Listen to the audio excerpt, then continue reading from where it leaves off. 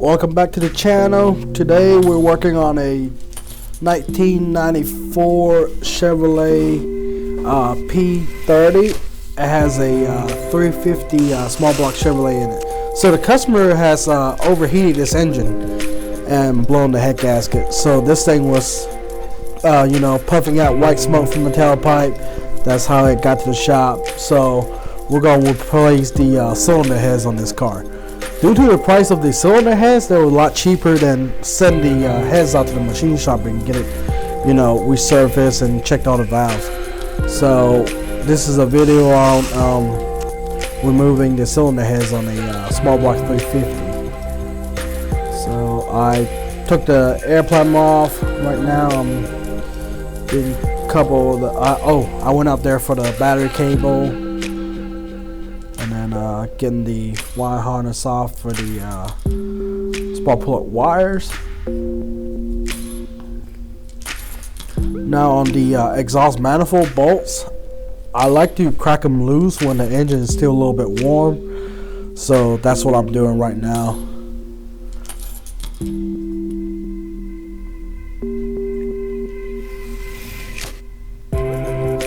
So I got the plug wires out.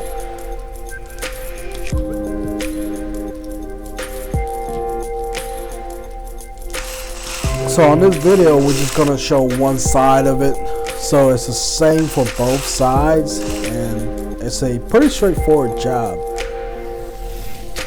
because the intake manifold and stuff is, they're held down by just a series of 9/16 or 14mm bolts, and then the valve cover themselves are just held on by some 8mm. So those just slide right off, and then the gasket is right there. So getting the valve cover gasket out of there. Here's part of the ignition coil harness and some of the engine harness. Now I'm loosening up the adjustment bolts for the distributor. So I marked it so I kind of know where to go back on. Distributor coming out, like you just set it on the side. There's many videos and other sources out there to teach you how to put it back in time, so this is a pretty simple process. So now I'm just removing some more bits and pieces off of the intake manifold.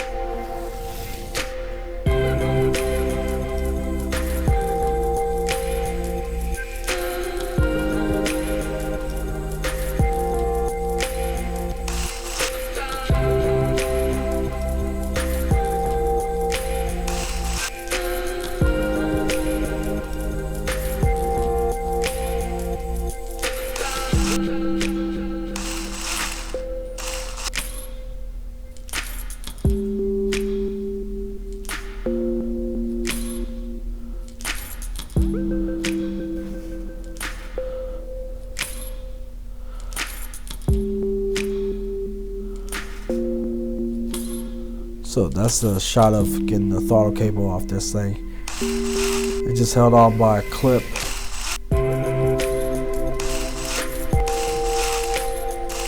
Now I'm getting the ignition coil off to gain access to some of the intake manifold bolts underneath.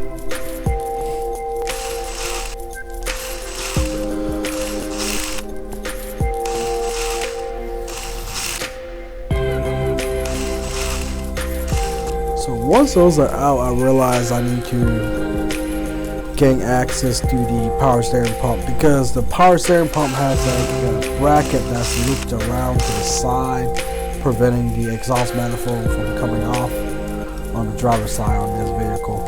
So in a later clip you'll see me going outside, taking the drive belt off, taking the alternator off. So doing this job, you do not have to mess anything with the timing chains or any of that, because this is a overhead valve engine, so the camshaft's actually in the block, so there's not a timing issue here. So there's a shot of me disconnecting the radiator, transmission coolant lines and gear hoses. So those will slide right out. There's a shot of the alternator coming off there. So belt comes out and getting that battery terminal off of there. The battery terminal, I believe, was only a 10 millimeter. The wire seems a little thin for, the vehicle, but a lot of newer vehicles have much thicker battery cables than this thing. Again, this is an older vehicle that didn't have a lot of electronics back in the day. And you see the fuel lines has already been disconnected off the throttle body there. There's the, we got the cylinder, we got the intake manifold out of there. Now we're down to the cylinder heads. The heads are held on by a series of 15 millimeter bolts, so just crack them loose in order. There's diagrams out there that could help you. So getting that out, and now you see the shot of the cylinder head coming out of there. Here's the head gasket coming off, and you can see the carnage. These head gaskets were toasted. So before we go back together, I like to clean up all the coolant and oil mixture in every cylinder. Scrape everything off of the cylinder heads because those gaskets are just kicked on there now. So there's new heads already in place. Now I'm going back in. I already torqued the heads at this point. So now I'm going back in with the rockers. The new heads came with rocker arms on this vehicle. So here's some assembly lube for all the contact points I made. Now I'm going back with all the rocker nuts and washers.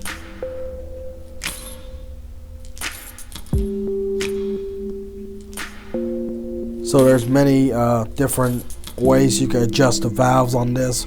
What I did was rotate the engine quarter turn at a time, so each cylinder, when it's at top of that center, I'll adjust the valves to where there's no lash, and then I'll go another full turn on it. So once that's done, you just put your valve covers back on, get the intake manifold back on, and get your accessories and everything back on there. And then at the end of this, we did end up using a timing light to adjust the timing on this car once we got the distributor back in. So on the distributor end, you set it in when the number one cylinder is on top of that center, and then get the distributor pointing that way, and basically just line up your ignition wires. So the spark plug wires to where each cylinder is on the final order. Once that's done, go up there with a timing light. You can advance it or retard it. So you could pretty much adjust it to the point where you can hear the engine running right. So if it's like really just struggling, that means you got the timing too far retarded. So that was the shot going with the engine harness back in.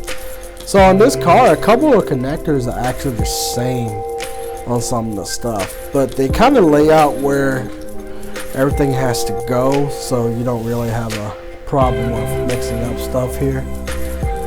And again, this is a earlier generation of fuel injection. It has like two big injectors that sit on top of the throttle body.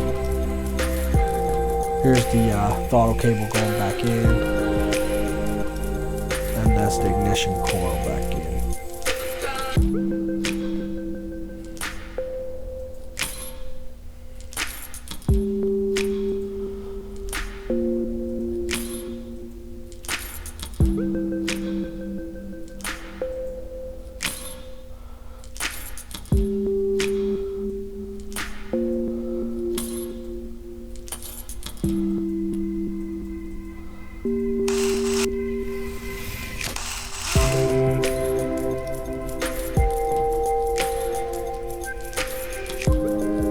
So everything pretty much just go back as reverse order on this.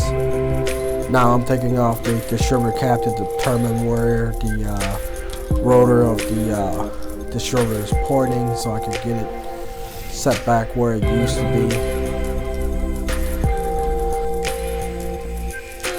So if the distributor is not setting all the way down, you have a issue of going back in.